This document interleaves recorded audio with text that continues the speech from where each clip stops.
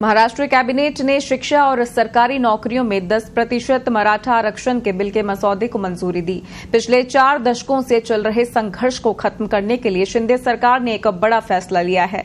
मसौदे में सरकार ने उन त्रुटियों को दूर कर लिया है जिनके आधार पर सुप्रीम कोर्ट ने मराठा आरक्षण को खारिज कर दिया था।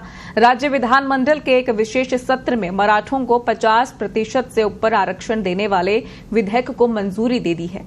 एक दशक में ये तीसरी बार है जब राज्य ने मराठा कोटा के लिए कानून पेश किया है। ये विधेयक तत्कालीन देवेंद्र फडणवीस सरकार द्वारा पेश किए गए सामाजिक और शैक्षणिक रूप से पिछड़ा वर्ग अधिनियम 2018 के समान है। इससे पहले मराठा आरक्षण के लिए आंदोलन कर रहे मनोज जरांगे पाटिल ने सोमवार को सभी मराठा विधायकों से अपील की थी कि एक मत से आरक्षण बिल का समर्थन करें। अगर आरक्षण को लेकर विधायकों ने आवाज नहीं उठाई तो समझा जाएगा वे मराठा विरोधी हैं। मराठा आरक्षण की मांग करने वाले मनोज जरांगे की मांग है कि सरकार मराठाओं को कुनबी जाति का प्रमाण पत्र जारी करे। असल में कुनबी जाति के लोगों को सरकारी नौकरियों से लेकर शैक्षणिक संस्थानों में आरक्षण मिलता है। अगर मराठाओं को कुनबी जाति का प्रमाण मिलता है तो उन्हें खुद ब खुद आरक्षण का फायदा मिल जाएगा।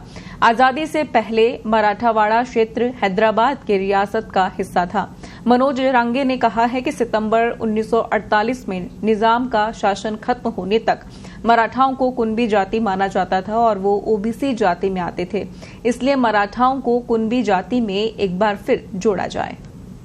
इसी के साथ भारत के संविधान के अनुच्छेद 30 के खंड 1 में निर्दिष्ट अल्पसंख्यक शैक्षणिक संस्थानों के अलावा अन्य शैक्षणिक संस्थानों के साथ साथ निजी शैक्षणिक संस्थानों, चाहे राज्य द्वारा अनुदान प्राप्त हो या नहीं, में प्रवेश के लिए कुल सीटों का 10% और कुल संख्या का 10% राज्य के नियंत्रण के तहत सार्वजनिक सेवाओं और पदों में सीधी सेवा भर्तियों में ऐसा आरक्षण सामाजिक और शैक्षिक रूप से पिछड़े वर्गों के लिए अलग से आरक्षित किया जाएगा।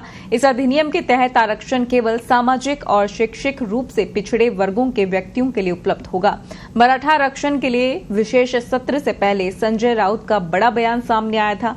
राउत ने कहा, मराठा आरक्षण के लिए विशेष सत्र से पहले शिवसेना सांसद संजय राउत ने कहा, हम सब चाहते हैं कि एक मत ये निर्णय हो जाए और आरक्षण पर जो फैसला रुका है वह स्पष्ट हो जाए। आपको बता दें, जनवरी 2024 में मराठा आरक्षण आंदोलन चरम पर था। आरक्षण आंदोलन के नेता मनोज जरांगे अनशन पर थे। तब शिंदे सरकार ने आंदोलनकारियों की सभी मांगे मान ली थी।